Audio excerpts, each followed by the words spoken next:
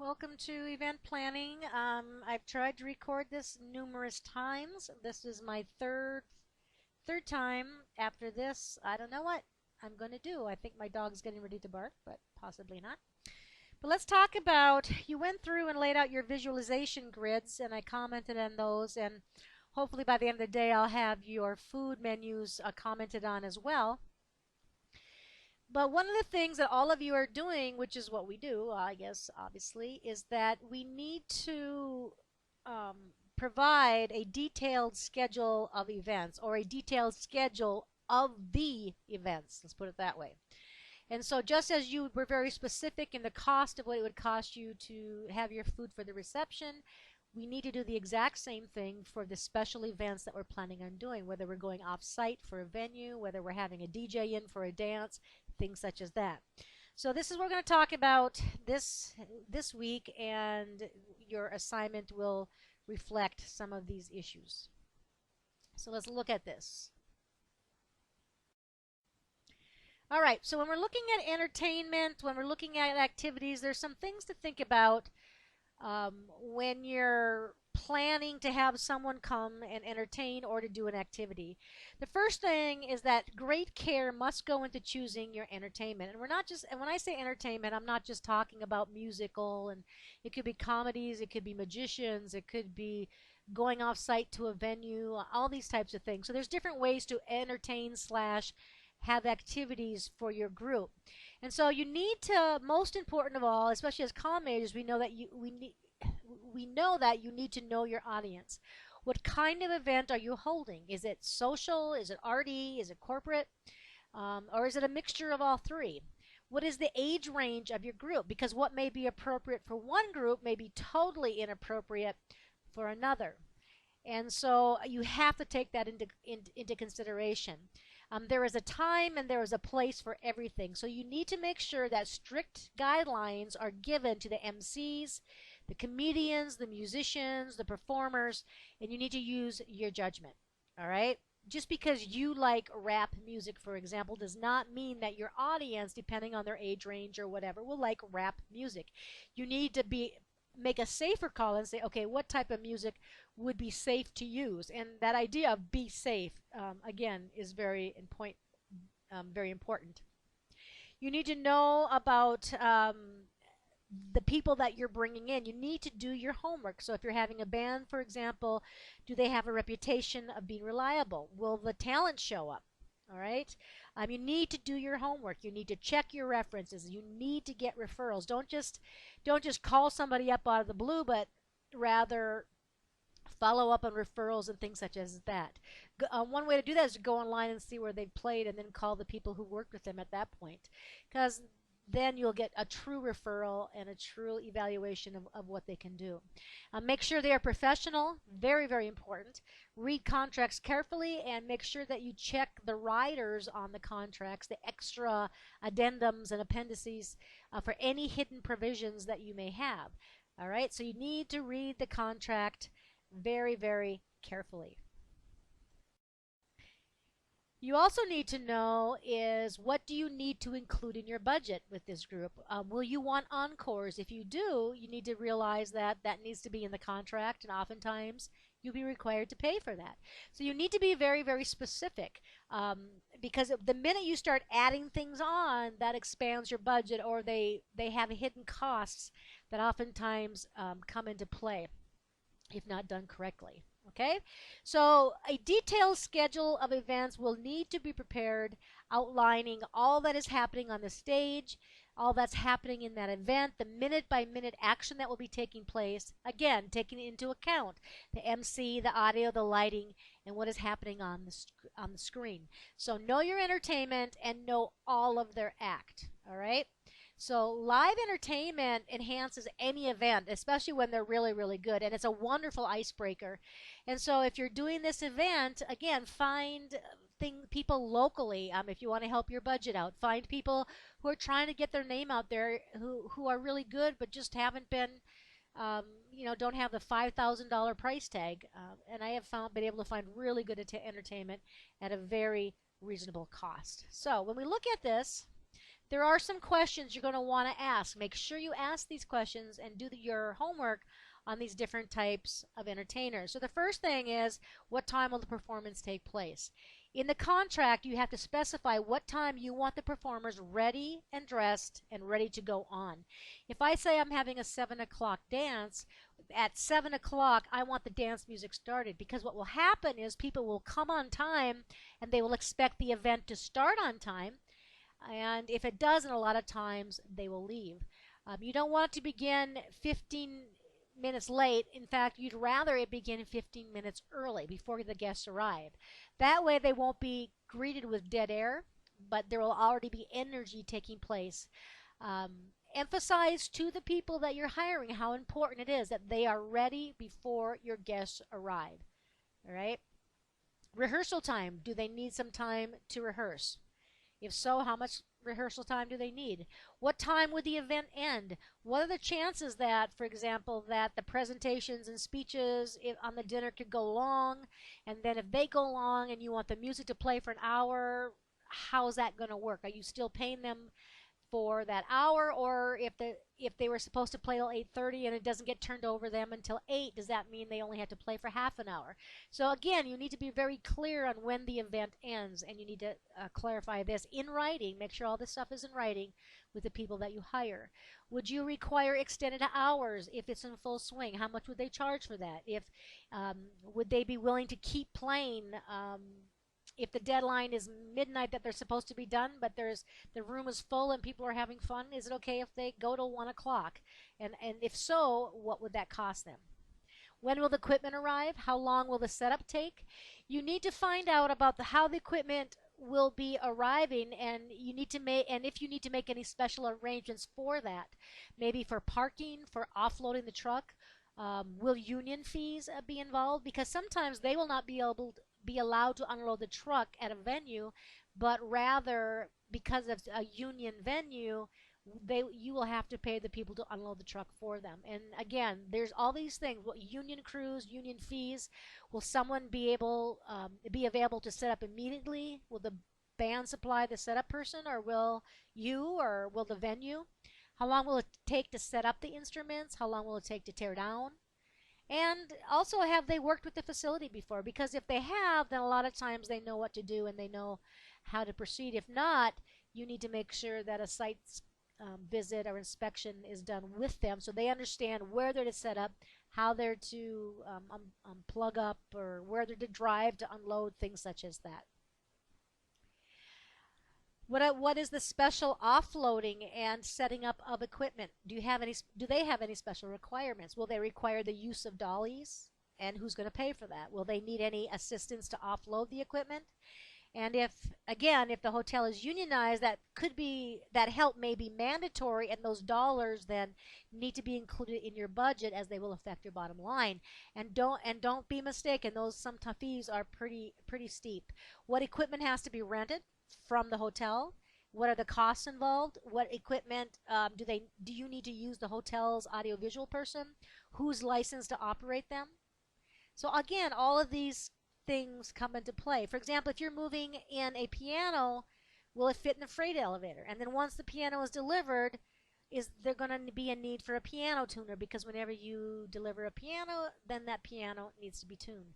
Again, these are all the types of things that you need to be very clear on and get answers to. You need to ask what the equipment is like. Is it tasteful, trashy? Is it in disrepair? Does it fit the company image? You don't want junk up there. If it's a swanky type of event and you have junky equipment, that's going to be perceived, and it's going to cast a different type of pall on the event than what you wanted. Are there any objectionable pictures or words displayed? Don't be surprised.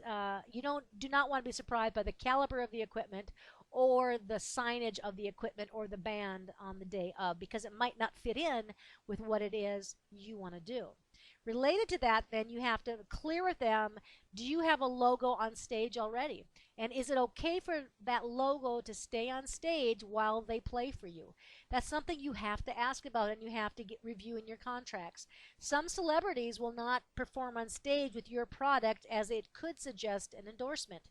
So you may have to receive written permission or set up a separate staging area. But again, things that you need to clarify ahead of time. Things don't just happen. You know exactly what's going on and how it's going on. Will the entertainers require a dressing room? And if they require a dressing room, how many rooms will they need? How large does it have to be? Are there any special requirements, such as mirrors? Do they need to see themselves? Special lighting, tables, chairs, refreshments? Again, all these things to come into play. If they have animals, for example, again, if this is a room, how hot is the lighting? Do the animals need water? Do they need food? How will the animals be protected from the guests? Will the guests be protected from the animals? And again, who's going to be the cleanup detail? These are the types of things. Again, it's requiring of a dressing room. Everybody who needs a room, you need to go through and clarify everything with them. Meals, do meals and refreshments do they need to be provided in the budget? Do they pay for their own beer, alcohol? I don't like people drinking, but if so, I'm not paying for it. So what you have to do is be aware of those types of things. Will they be treated as guests, or will the meals be set up in a separate room? Do they need a separate room for different types of things to take place? Again, all of this works into a budget. If they need a meal, what times do they need it? What special needs might they have? And then again, because we know that entertainers often run late or things don't get eaten at the time, be sure you don't take the food away until it has already been, you're sure that they have eaten it, or you will have to find them some more food, which means you're paying them twice. Can they drink? Can they join the party? Are they permitted to drink while they're working? Make sure that you discuss the dress code and the dress conduct with all the contracted employees. You will need to decide if drinking and smoking are permitted or not, and can they be included in the party. You may want them to be, but you may want them to have a professional, I'm not included, I'm here to entertain you type of approach. And the performers will, again, if it's away from the venue, will need time to costume, makeup, things such as that. You need to work out the band's break schedule. Break schedule, not beak schedule. Does it need to be adjusted to work with the schedule of events? Will there be continuous play with staggered breaks, or is taped music going to be taking place when they're off? Because what you don't want is you don't want silence. So are they going to switch over to some of their own music? Are you going to provide music? Again, things that you'll have to ask about. The repertoire of songs, again, so that you need to select the repertoire of songs so that you can select a specific song list. This means, this is very important. Again, it goes back to knowing your audience. For example, with Central States, I know that if I start playing hip hop, the minute I start playing hip hop, my room clears, except for the young people. And because I have a huge mix of the audience, what I have learned to do is I start the event out with oldies and goodies and the YMCA and all the things that get everybody out there, the older people, the younger people, that everybody's willing to dance to. And then once that's out there, then I know an hour later possibly they can start doing more contemporary songs, because usually an hour 15 minutes, some of the older people start to leave, and then the younger people are a lot more likely to stay to the end, and so I adjust the music to them. But that doesn't happen unless I pick the songs out. And again, you're going to want to insist that they play the songs that you ask them to play.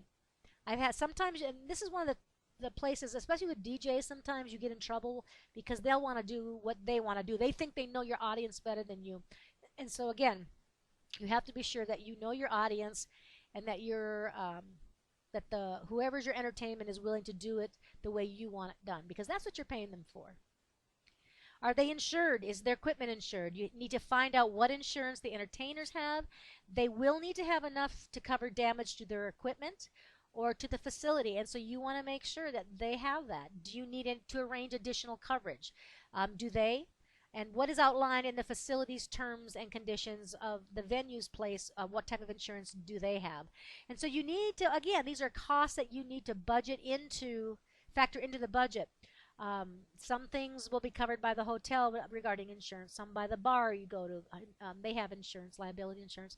But you as an organization also will need additional liability insurance in case they sue you as an organization because it's your event. So again, every year I get what they call special event insurance is called. And again, usually through the company's liability, they'll have their company, but then in addition to, you buy this one-time extra liability insurance in case something would happen. Somebody would fall, break a leg, get mugged inside a room, or whatever the case may be. You want to be insured. You want to be insured. Are there additional costs that maybe need to be factored in, such as royalties for the band? Um, Electrical outlets, that's something a lot of times we don't think about. You can't just plug into the outlet. A lot of times hotels and venues will charge you to plug into the outlet. What do you have to do to avoid having people tripping over wires? You're going to have to tape that down. Can you do that? Do you need to hire somebody to do that because it's union, whatever the case may be? What are the dress requirements? We've already talked about this a little bit. Will they arrive dressed, or will they need to change once they get there? Does it need to be black tie? Does it need to be tux? I mean, how do you want them to look? Because this is your event. So again, if you're having a fancy night, you don't want somebody there with a torn t-shirt, torn jeans, whatever the case may be. Contact info. What are the home phone and cell numbers of the entertainers or their managers and agents in case of an emergency? Again, you cannot have too much contact information, trust me. And how do they handle requests? If it's a DJ or somebody's playing songs or music, how would they? You need to tell them ahead of time how you want them to handle their requests. Is it okay for them to take requests, but then realize that you don't have control over your whole audience, what your whole audience is hearing? And again, if maybe the request is a hip hop or a rap song, I know again from experience that the minute that happens is that I clear my room out, and I don't want that to happen. So what I normally tell my entertainment is that you can take requests after 8:30. After, maybe after the first hour, hour and a half, I let them begin to take requests as long as it's not slow music, because I don't want people dancing together for the event that I have. Again, that's something else you want to think about. Are spouses there? And if spouses are not there, then you probably don't want slow music. You don't want your bosses dancing with the secretaries. We don't want faculty dancing with the students slow. I mean, it's okay if they dance fast, but I'm talking about the slow, because that becomes something you just don't want to have to deal with. All right? So let's talk about off-site venues, a little bit about off-site venues. Is the place that, if one of your events or your activities is to be held off-site, you have to ask yourself, is it intriguing? Will it get people there? Can I sell it? I usually do one off-site event, which I've found that the people that I work for, the Central States, for example, they really like it. And so I usually plan one really big off-site event, and that becomes the only off-site venue that I do. But I always have to ask myself, is it intriguing? And how do I make it intriguing? And is it exciting? And how do I make it exciting? And can I sell it? Because I don't want to spend, $17,000, $20,000 on an event, and then no one wants to come to it because they don't think it's cool enough or fun enough or whatever the case may be. You have to be able to sell your venue. You have to be able to go and do that.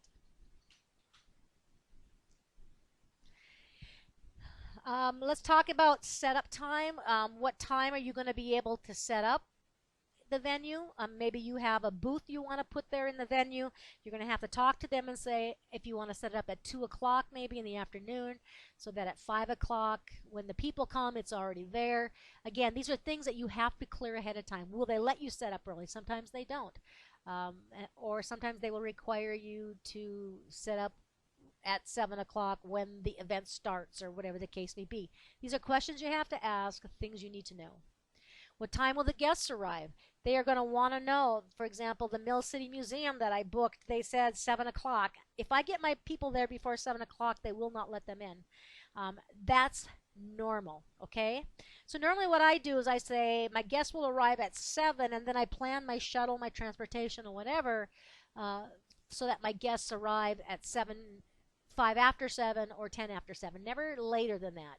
But again, I do not want my people standing waiting to get into something, because that impacts the overall efficiency, how well the event looks, how well it's organized, It seems to be organized things like that. What time do they have to be out? If they tell you they have to be out at 9, then you need to make sure that you get your people out at 9.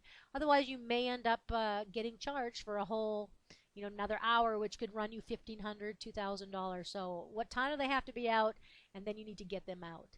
Insurance liability, we talked about this as well. Ask them, what liability do they have? And again, you will also, just because they have liability doesn't mean that you don't need event insurance. You will need it. So make sure that you or your company will need it, because sometimes insurance doesn't cover things off site or out of the company or out of the organization. So something you'll want to check on. Transportation costs. If this is an off-site venue, then you have to think about what's it going to cost me to get my people there, to get my people away from there. Again, things to consider. You have shuttles. There's a difference between shuttling and transportation. Shuttling is when I have a number of buses that are continually rotating from the hotel, for example, over to the site venue or wherever I want to move them. That's called shuttling, so that at any given time, every 15 minutes, every 20 minutes, people can meet at the reception area in the hotel and be brought to the event. And every 20 minutes, people can meet at the entrance of the event and be brought back to the hotel. And usually that will take you two or three different types of buses, or not different types, but different buses based on how far away the venue is from the event. You always want to err on the side of caution. You want to have more shuttles than less shuttles. You don't want people waiting. Sometimes the best way to do it right at the beginning is when it's going to be your heaviest. So maybe you have 3 buses at the beginning of the evening for the first hour, and then after that you drop down to 2 buses. And that way people can come and go, especially if it's a come and go reception, which a lot of these events are. Now, if the event is something that everybody will be at the same time, like maybe you're going off-site to have dinner or something like that, then you're talking about transportation. And then I need to have all my buses there at a certain time and transport the whole group over all at the same time. Because again, if it's a sit-down type dinner or a reception, and then you have to think, what do I have them do when they get to the other side of it? So if the event starts at 7, you have to determine, well, what time will you eat? So maybe because I know I might not have everybody there at 7, I don't want to eat at 7, so I will figure out, you know what? I'll start my eating at 7:30, and I'll just have a cash bar beforehand, maybe with a few hors d'oeuvres, so that as people get there and are waiting for the rest of the people to get there and get organized, that they're busy, that they're doing something that seems to be part of the event. Remember, you don't want people just hanging around. You don't want them waiting. You don't want dead space, dead time, because if you do, it takes away the energy from what it is you're trying to do.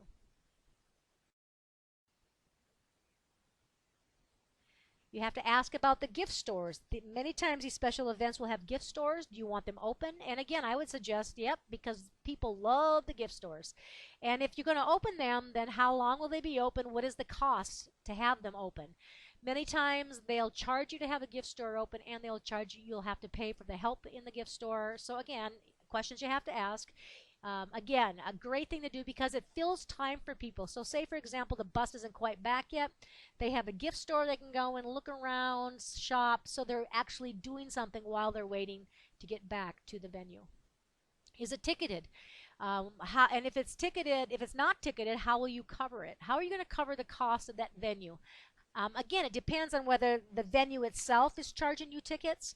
I know when I did the Rock and Roll Hall of Fame in Cincinnati, when I used that as one of my events, I had to pay per person that went through there, as well as a rental fee for the whole venue space. So how was I going to cover that?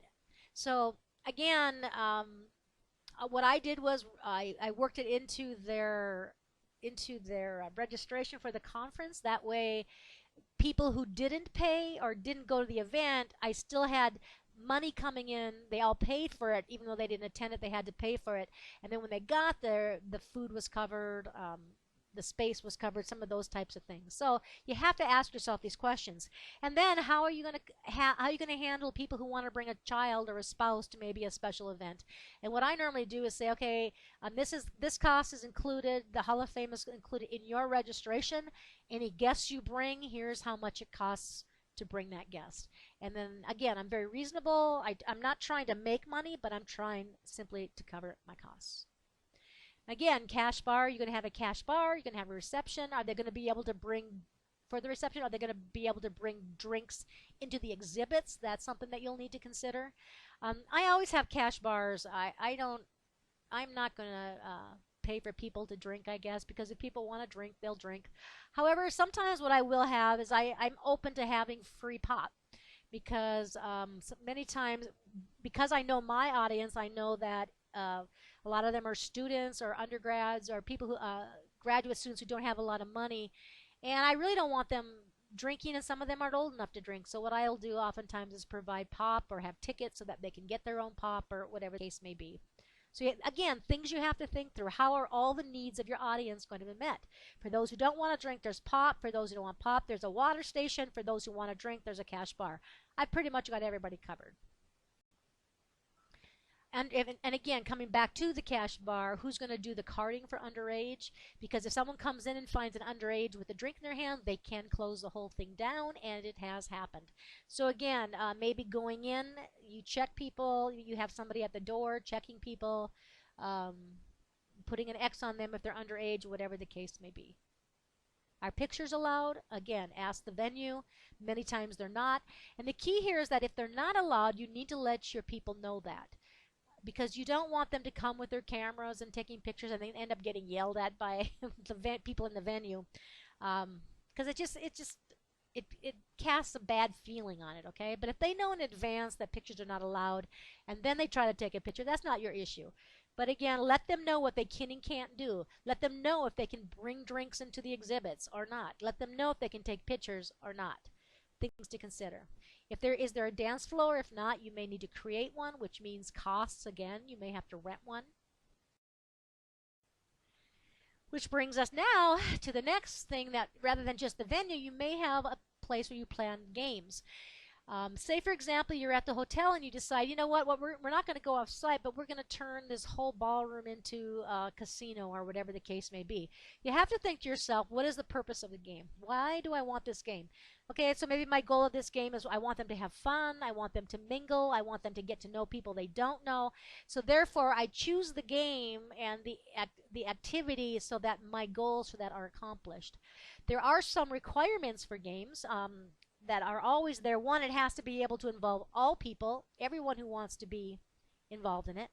It has to be easy to implement. It can't be something so confusing that nobody knows what they're doing or how to do it, because that just gets confusing and then people get frustrated. So you want to make sure that what you're doing is very easy, and you have to always think about, what about the person who's not going to get it? How simple can I make this that they understand what they're supposed to do? And then the idea of elevators, because people will be coming and going. If you do games, they come, go, or they get excited and they want to go get somebody to come again with them, come back with them. Elevators are key, or escalators. What are the supplies for the game? How much is it going to cost you to put feed on that bingo spot for the goat to go over there and eat? How much is it going to cost you to rent the goat? How much is it going to cost you to make the tickets up? These all add up. It's very easy when you make copies, to end up with a bill of $800 for all the copies you've made for a game that you may be having. Again, all of this needs to be budgeted. The MC considerations, and this is very important, especially when you're doing games, is that you'll need somebody who is really good with people, who can read an audience, who knows when people look lost, who knows when people look confused, and are able to direct people in a funny way, in an energetic way. But the MC in games is the person who keeps the whole thing going, who keeps the energy up, who brings everybody together to do what it is they're supposed to do. So when you pick somebody to be the MC, make sure you pick somebody who you know can handle all this. And whether that person is you, whether that's somebody who you know is very good at working and being public with people, I mean, it doesn't matter who it is, as long as it's very clear on what needs to be done. So these MC considerations, one of the most important things that you're going to have to think about with games. handlers, and different types of people then who will be involved in it. If you have animals, you're going to need who's going to handle the animals. You want their handlers to handle them. Who are the volunteers going to be that are going to help pass out the pencils, pass out the papers, pass out the scoreboards? Who are going to fill the roles of dealer if you're doing blackjack or whatever the case may be? So you're going to need, if you have stations, what people are going to be at each station. For example, the different types of games you may get station. If you're doing a carnival, who's going to be your volunteers at each station? Will those be the corporate executives getting to know their employees? Will it be volunteers you have? Again, you need to determine this ahead of time. And then, of course, prizes. Again, prizes the easiest thing to get, probably from the organization you're working with, whether it's T-shirts, hats, gift cards. A lot of times, organizations have things that are already made up. They already have hats made up. They already have pens made up, things such as that. So these different types of prizes can be gotten pretty cheaply and oftentimes free. So again, your budget. So what we have to do then, the next step is that you have to, how do you do this is that you put together what we call a detailed activity plan or a detailed event plan. And it's a lot like what you did with your visualization chart, only you're getting into, and your food menus, you're getting into the very, very specific things. So you need to write a plan for each event.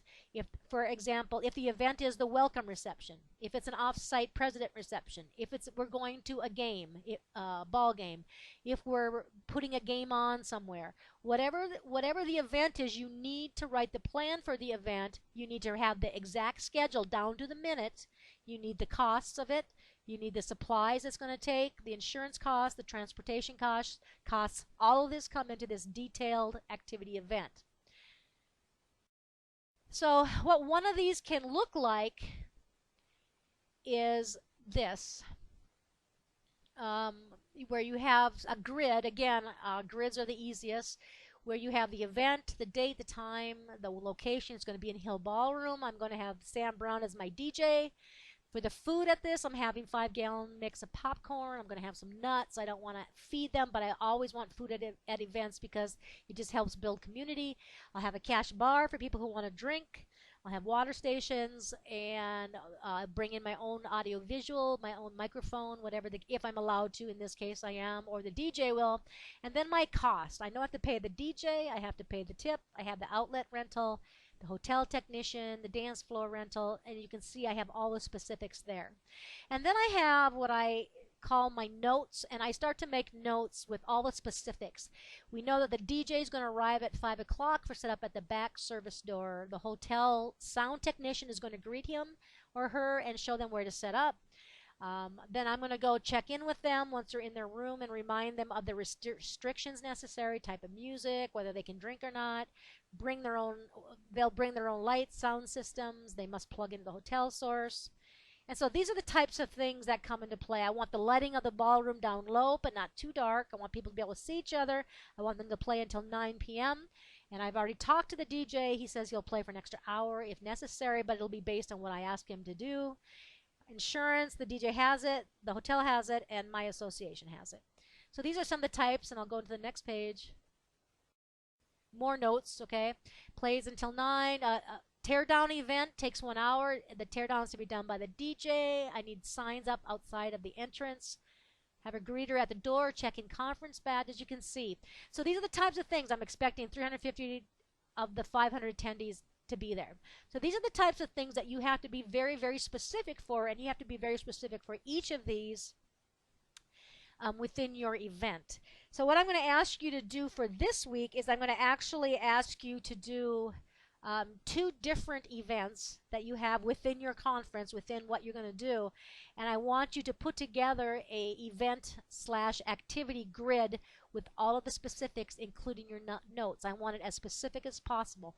Remember, down to the minute. If you know that at 7:15 the bus will be done running, at 7 the doors will open, at 7:25 the hors d'oeuvres will come out, at 7:30 music starts, whatever the case may be. So you need to make sure that you plan and orchestra every single event.